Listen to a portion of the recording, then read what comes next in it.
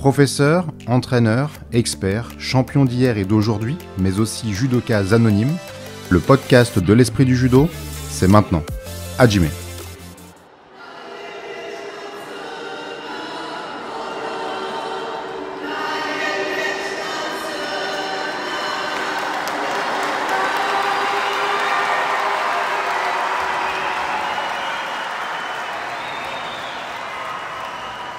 Podgorica, c'est chaud, même si l'équipe de France, qui bouillonne depuis 2 jours, a pris en fin de journée un grand seau d'eau froide.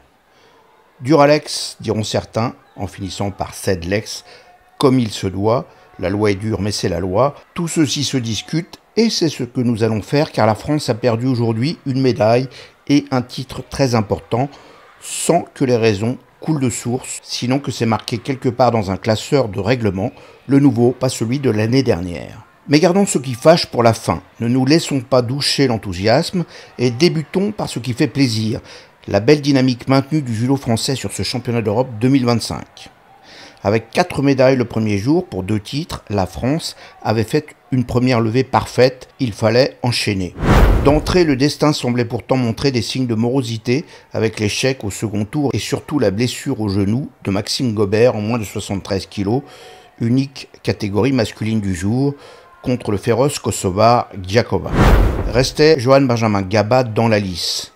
Révélation de l'année dernière avec une médaille de bronze qui avait scellé son destin de futur finaliste olympique, il revenait au niveau continental après la grande aventure des Jeux dans le registre toujours périlleux de la confirmation. Dès le début de journée, il fut clair aussi qu'il n'était pas, comme il le dit lui-même, dans une forme olympique et qu'il allait falloir piocher pour sauver quelque chose. Après 2 combats sur 2 jolis coups de judo, un enchaînement opportuniste au sol sur une erreur de Soutemi adverse et un contre en hausse Sotogari tout à fait sen-no-sen, la bataille s'engageait réellement en quart de finale avec un adversaire qui ne perd plus guère depuis le début de l'année, l'Azerbaïdjanais Rachid Mamadalayev.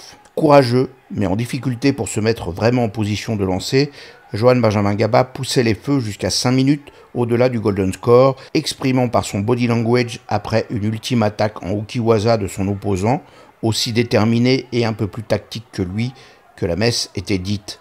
L'arbitre entendait le message et lui mettait la 3e. Il fallait trouver rapidement du jus pour effacer les effets de 10 minutes de combat et d'une grosse déception, le repêchage s'enchaînant rapidement. On ne voyait guère ce qui pouvait sauver le héros de l'été du marais lactique dans lequel il semblait devoir s'enliser, d'autant que l'Italien Esposito est tout à fait le genre de combattant qu'on ne souhaite pas rencontrer dans ces circonstances. Physique et tactique à la fois, il promet toujours un combat compliqué. Offrant une pénalité d'entrée, tout laissait à penser que le Français allait craquer, laisser derrière lui une compétition mal embarquée pour passer à autre chose. Mais il faut croire que Johan Benjamin Gaba dans la tête, c'est différent. Il tenait jusqu'au golden score, s'offrant finalement une première joie inattendue sur un makikomi annoncé Wazahari avant que la table ne le juge trop lent pour être valide. L'odeur de la victoire était là, elle le ranimait, le ressourçait.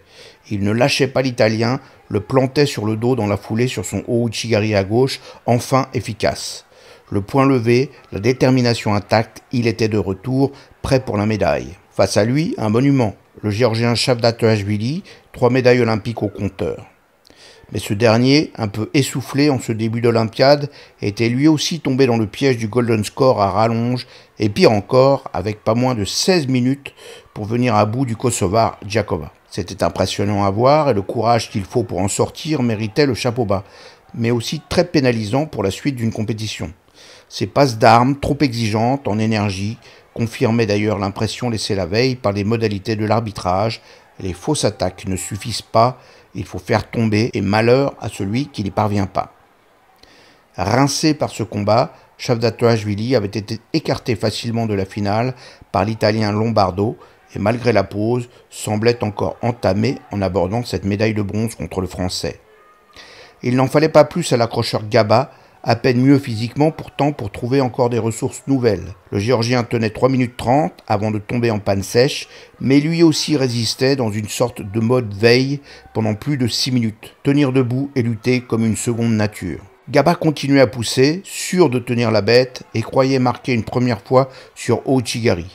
Là encore, la table revenait sur la marque et le privait de sa joie. Mais il ne lâchait pas la proie qu'il sentait dans ses mains et c'est encore lui qui lançait, 1 minute plus tard, sur un Kosotogari de la cuisse, jetant le Géorgien sur le dos. Franchement, il m'a battu à Tbilissi il y a quelques semaines là. Et j'y ai pensé tout le combat, parce que c'était un combat dur, pareil, le Golden il a duré longtemps, mais l'autre fois c'est moi qui ai craqué, donc il m'a battu. Et je me suis dit cette fois-ci c'est lui qui va craquer, tout le match je me suis dit cette fois-ci je perds pas. Et voilà, je me suis accroché mentalement, j'ai vu que physiquement il baissait plus vite que moi, donc voilà, j'ai été patient et j'ai réussi à l'avoir au bon moment. J'étais persuadé qu'il y avait Yuko, quand ils l'ont enlevé j'étais dégoûté. Mais après, je me suis remis vite dans le match, quoi, parce qu'il fallait aller gagner quand même. Et j'ai vu qu'il était quand même fatigué, malgré qu'ils aient enlevé le Yuko. Ça aurait pu lui donner un second souffle et se dire j'étais sur le point de perdre, finalement j'ai des chances de gagner, donc il aurait pu. Mais j'ai vu qu'il avait plus trop de jus, donc j'ai enfoncé le clou, on va dire. S'il était un personnage de catch, le Russe Danil Lavrentev serait représenté en tueur froid avec un masque sinistre. Il ne sourit pas beaucoup, une tendance de ce groupe, et il est très intimidant avec ses gardes tentaculaires, de longs bras qui lancent s'enforcer par-dessus les épaules adverses. Très puissant malgré un physique longiligne, il est létal dans ses enchaînements au sol, où il privilégie une attaque sur le bras qu'il déplie pour un Udegarami qui marche presque à chaque tentative. Finaliste l'année dernière, il apporte à 22 ans le premier titre à la Russie dans cette catégorie des moins de 73 kg, et c'est la 3e finale masculine successive des Russes en 3 catégories. En étouffant tous ses adversaires sans presque forcer, y compris le double finaliste des championnats du monde, le formidable Italien Manuel Lombardo. Il fait aussi au passage la démonstration du chemin à emprunter pour l'emporter demain, une formidable capacité à aller chercher des séquences efficaces, notamment au sol, sur lesquelles il est presque impossible à arrêter. La première médaille de bronze française du jour était belle, la seconde lui ressemblait par la détermination, mais avec beaucoup moins de temps passé sur le tapis. C'était à Marta Fawaz de jouer, en moins de 57 kg, pour sa première grande sélection senior, acquise de haute lutte, par 3 médailles successives en Grand Chelem, dont le titre à Paris, dans une catégorie pourtant difficile d'accès, avec une leader double médaillée olympique, Sarah Léonie Sizik, et devant elle, habituellement, celle qui était leader de la catégorie dans leurs années juniors, Faiza Mogdar, sélectionnée au championnat d'Europe comme au championnat du monde en 2024. La porte de la réussite était étroite, il ne fallait pas hésiter pour s'engouffrer. Après 2 combats expéditifs, on pouvait déjà estimer qu'elle n'était pas venue pour douter. Le quart de finale pouvait faire peur contre la très rugueuse israélienne Timna Nelson-Levy, qu'elle avait justement magnifiquement projetée en finale à Paris. La trentenaire, membre du top 10 depuis bientôt 9 ans sans interruption, avait compris le message et revenait pour la sanction. Elle s'appliquait à descendre la main droite et à détruire la position adverse sans construire grand-chose. La Française se montrait plus mobile et ne cédait rien à son aîné de 8 ans. Tout basculait abruptement pour une pénalité d'abord voulue par la table pour protection de son revers et juste après sur une séquence où Marta Fawaz lançait une des plus fortes attaques du combat. L'arbitre demandait soudain la loupe fige pour vérifier si par hasard, en se regroupant au sol face à l'Israélienne qui s'était relevée rapidement pour faire illusion, ses mains n'avaient pas touché le bas du judogi adverse. Bingo, la loupe était formelle, même si ce n'était pas bien visible et qu'aucune attaque n'avait été empêchée. Mais Duralex, Sedlex, n'est-ce pas? C'était la première mauvaise onde du côté de l'arbitrage ce jour-là pour les Français. On aurait dû se méfier. Alors que Timna Nelson-Levy allait s'enferrer ensuite en se faisant curieusement sanctionner pour le bronze contre la jeune italienne championne du monde junior Veronica Toniolo, pour le même travail de fixation et de kumikata sans attaque véritable, la novice Fawaz et ses 22 ans ne restaient pas les 2 pieds dans la frustration, dispersant tous les regrets sur 2 coups d'éclat qui créent un profil. Une victoire en 2 saisies sur la jeune et brillante Suissesse Bintan Ndiaye et un dernier combat contre la numéro 6 mondiale, une Serbe devant un public tout acquis à sa cause, Marika Perisic, 7e des Jeux, finaliste 2 ans plus tôt et médaillée sur ses 2 derniers grands chelems. Pas de gamberge, pas de question, la Française réussissait à attraper un Yuko sur un contre efficace et à le garder sans frémir jusqu'au bout. La voici médaillée européenne pour sa première participation, passer en un an d'un classement mondial bien au-delà de la 50e place à une officieuse entrée dans le top 10 et transformée aussi dans l'attitude, et sans aucun doute dans le regard de ses concurrentes.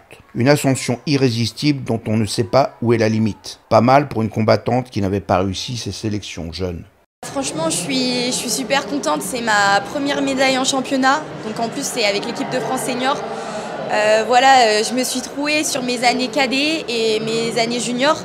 Donc là, d'avoir cette première récompense en étant senior, c'est fou en fait. Mais en vrai, je suis contente et ça résulte du travail que je fournis au quotidien. Un petit pincement au cœur quand je perds mon quart de finale. Bien évidemment, en m'alignant sur ce championnat, je voulais l'or. Ça m'échappe à peu, mais c'est que partie remise. Et nous voici au pied de la montagne, la belle catégorie des moins de 63 kilos qui, pour la France, proposait 2 magnifiques espoirs de médailles, dont un titre. En regardant le tirage, tout le monde avait anticipé une belle bataille pour l'affirmation d'un éternel talent, ou peut-être une possible et spectaculaire passation de pouvoir. Nous parlons bien sûr de Clarisse Agbenienou, venue ici pour faire son premier championnat après les Jeux de Paris et une 3e place lors d'un grand chelem de préparation à Tbilissi.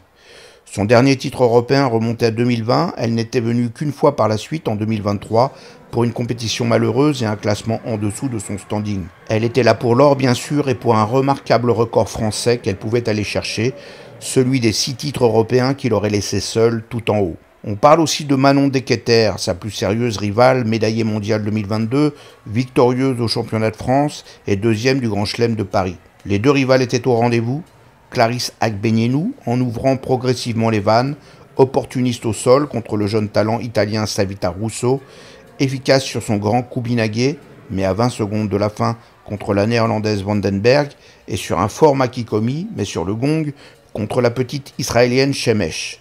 De son côté, Manon Deketer ne donnait pas non plus sa pleine mesure d'emblée, concentrée déjà peut-être sur la rencontre qui s'annonçait, mais assez dominante désormais pour tenir des combats contre toutes ses adversaires, dont la dernière était tout de même l'Autrichienne Piovesana, 6e mondiale et 5e des derniers Jeux Olympiques, à laquelle elle marquait un magnifique waza-hari avant de la fixer sur le dos.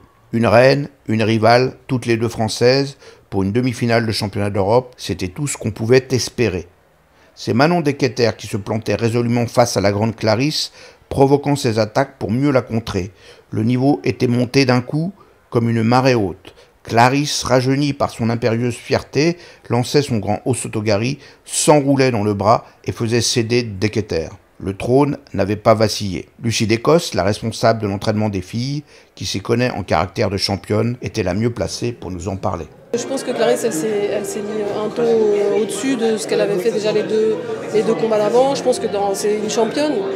C'est une championne et donc, ok, peut-être que sur les étrangères, elle se laisse un petit peu la possibilité d'avoir des petits doutes. Et là, quand tu prends une autre française, tu as besoin de marquer ton territoire et de dire que non, c'est toujours pour moi. Donc c'est pour ça qu'elle s'est mis un taux dessus. Manon, c'est pas son judo aussi d'être hyper agressive et de rentrer dedans. Donc, parce que c'est ce qu'on voit sur le combat, on pourrait se dire elle n'agresse pas, mais c'est pas son judo à Manon, donc elle a voulu, elle a attendu pour trouver l'opportunité pour l'arracher et tout, ce qui pouvait être une bonne stratégie, mais là Manon elle n'a pas trouvé cette opportunité. Manon Deketer devait affronter la championne du monde néerlandaise Johan van Lieshout et le combat était serré. La française menant d'une petite pénalité et montrant une volonté plus nette d'avancer sur l'adversaire. Depuis le début de ce combat pour le bronze, elle utilisait une attaque à une main en Osotogari latéral pour bousculer la néerlandaise quand elle cherchait à maintenir la distance avec son bras gauche, enchaînant ensuite sur une technique d'épaule. À quelques secondes de la fin, alors qu'elle traverse à nouveau la position de Van Lieshout, laquelle ne manifeste aucune douleur particulière, l'arbitre et la table identifient pourtant une attaque dangereuse, celle qui consiste à attaquer avec les 2 mains sur le même bras, pouvant, selon la règle, occasionner une éventuelle blessure. La sanction tombe et c'est un chilo. Sans doute ému par la sanction et alors que la même situation se représente, Manon Deketer lance une nouvelle fois son attaque juste derrière, semblant à nouveau retenir le poignet de son adversaire de la main. Cette fois, c'est la disqualification. On notera au passage qu'elle avait emporté son premier combat par waza-hari sur la même action, sans que personne n'y trouve à redire. Mais comme on dit, Duralex, etc. Plus triste encore la finale de Clarisse. Totalement retrouvée et dans une humeur à ventiler tout adversaire, et notamment cette grande tchèque, Renata Zakova, qui se présentait devant elle, la Française est à l'attaque, belle à voir, jetant l'adversaire un coup à droite, un coup à gauche. Sur une séquence au sol, elle se précipite sur elle pour la fixer dans un bras-tête qu'elle pratique de plus en plus régulièrement. Zakova tente de se relever, Clarisse l'accompagne et la repousse au sol où elle arrive à plat ventre. C'est le maté et le branle-bas de combat inquiétant habituel, les doigts de l'arbitre qui dessinent le rectangle de l'écran scrutateur pour la faute potentielle. Oui, c'est interdit et c'est grave puisque la quintuple championne d'Europe et sextuple championne du monde, 5 fois médaillée aux Jeux, est sortie de cette finale par disqualification. Méritée, Clarisse Agbenienou trouvait cela plutôt dur à avaler. C'est elle qui se relève. Dans ce cas-là, vous dites maté, vous ne pouvez pas mettre en dessous maqué. Dès qu'elle se lève, vous mettez maqué. Même si j'enclenche une action, ça ne devrait pas se passer. Ça, il ne devrait pas mettre en dessous maqué sur ça. On est des combattants, on fait une action, on la fait jusqu'au bout en fait. Les règles sont les règles, mais j'accepte pas. J'accepte pas quand je suis dans une forme comme ça. J'accepte pas quand il y a un travail qui est fait derrière et que j'arrive à le mettre en application. J'accepte pas et que je l'accepterai pas. Après, maintenant, c'est comme ça. J'ai pas le choix. Je suis que vice-championne d'Europe. Je suis que 5 fois championne d'Europe et voilà, hein, ce sera à moi de retravailler derrière, mais j'accepte pas, c'est tout. Il y a des règles qui sont parfois compliquées, compliquées. Je suis là, elle n'a même pas fait une attaque. Après, c'est pas de sa faute, hein. Mais c'est dur à accepter. La déception, elle est grande parce que j'ai tout donné pour cette compétition. Je me suis sentie bien. J'ai quasiment pas eu de Chido, j'ai pas fait de golden score. Et franchement, quand je suis dans une forme comme ça, de pas gagner, et ben ça fait chier. Et je suis déçue parce que j'ai mis en place des choses et pour moi, je méritais l'or. Maintenant, c'est moi qui ai fait l'erreur et je suis déçue. Je suis très très déçue. Elle pouvait rien faire. Je la sentais en stress. Son coach, il lui disait des trucs, elle se disait, mais en fait, tu comprends pas que là, toi-même, t'as qu'à venir combattre contre elle. Enfin, limite, c'était ça que je comprenais. Et elle sait, mais elle a dit, elle était désolée, je sais même pas si elle a célébré, la pauvre. Mais c'est le judo, hein, c'est comme ça. Hein. Les règles sont claires et ils les mettent en application. Concluons cette triste fin par quelques remarques. À l'évidence, le règlement n'a pas été respecté et de ce point de vue, il n'y a hélas pas grand-chose à dire, attitude à laquelle se cantonnait d'ailleurs sans doute sagement le camp français. Pour notre part, on ne peut pas s'y résoudre, car la situation appelle plusieurs remarques qui nécessitent pour les entendre de lever un peu le nez des lignes du règlement et de retrouver une vision générale. C'est justement ce que le milieu avait demandé à la commission d'arbitrage de la Fédération internationale en appelant à un arbitrage moins punitif, quels que soient les prétextes, et il avait été largement entendu. Sanctionné d'un Hansokumake ces 3 dernières années, le contact de la tête au sol est aujourd'hui autorisé par exemple, et tant pis pour ceux, au passage, qui ont été privés de grandes médailles dans la période. Les 2 sanctions de ces phases finales sont le reliquat de l'inflation réglementaire de ces dernières années, sur lequel on est déjà presque totalement revenu. Faisons une simple remarque. Avant cette inflation, les amener au sol par pression sur le coude étaient autorisées quand elles étaient contrôlées. Quant au geste de Clarisse Agbenienou, sanctionné depuis 2022, il aurait été arrêté, comme elle le souligne elle-même, d'un simple maté. Quand, 1 heure après un combat de finale, les journalistes cherchent toujours à savoir ce qui s'est passé pour pouvoir l'expliquer à leur rédaction, c'est mauvais signe. Quand une commission d'arbitrage empêche l'une des plus prestigieuses championnes de l'histoire d'écrire la légende du judo, juste parce que c'est écrit dans le règlement, c'est elle qui a tort. Ce n'est pas comme cela qu'on doit perdre une finale ou la gagner, comme toute l'attitude de la jeune Tchèque, malheureuse pour la Française, semblait d'ailleurs le montrer. Mais Duralex cède l'ex jusqu'au prochain changement. Malgré tout, restons positifs, la France est en tête du classement, plaçant un combattant ou une combattante sur le podium dans toutes les catégories où nos représentants étaient engagés. La Russie reste à l'affût avec une 3e finale, cette fois en or, et la Géorgie s'est rapprochée avec l'argent pour sa meilleure féminine à moins de 57 kg, Eteril Lipartiliani, battue par une Allemande. Pas de premier titre pour une Géorgienne encore cette fois. Russes et Géorgiens vont finir fort dans les catégories supérieures, la bataille est pleinement engagée. Ce vendredi, la France sera bien représentée avec Arnaud Aregba en moins de 80 kg et ses 2 moins de 90 kg, très attendus, le médaillé olympique Maxime Gaël Ngaya Pambou et le finaliste du tournoi de Tbilissi, Alexis Mathieu. La titulaire olympique Marie-Ève Gaillet, 3e à Paris en moins de 70 kg, vient pour l'or elle aussi. Suivez-nous sur le site L'Esprit du Judo à Podgorica, c'est chaud.